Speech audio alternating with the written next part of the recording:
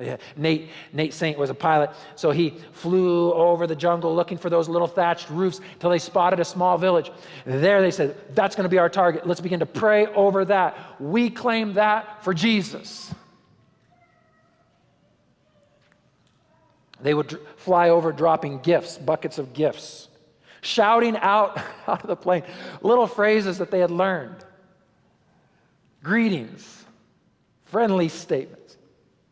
This little village was along the Curray River, and they found a sandy landing strip. One by one. It's a tiny little plane. You see it. They're not all four in there.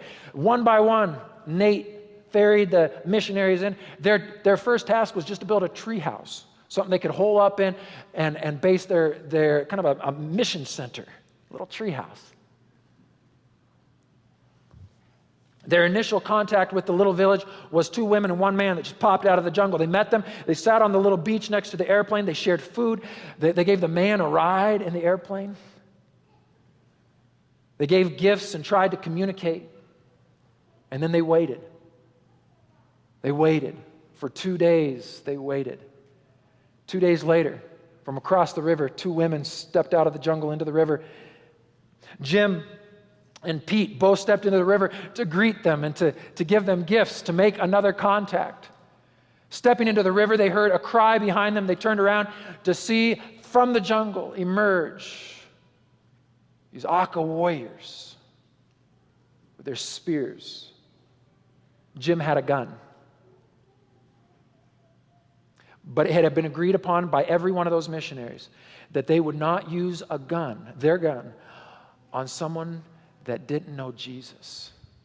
They would not protect themselves with someone who didn't know Jesus. Their life was not more valuable than theirs. The tragedy wasn't fully known until days later when the search party went to find them. They found a destroyed plane on that sandy beach, and all of the missionaries with spears in their backs, dead. Less than 2 years later, less than 2 years after the death of her husband, Elizabeth Elliot and her daughter Valerie moved to live with the very village that killed her husband and her father. Rachel Saint, Nate's sister, moved there as well. Nate's son lived there for the rest of his life, living among the very people who killed their father, their husband. That's what the gospel does to you. That's what the gospel does to you.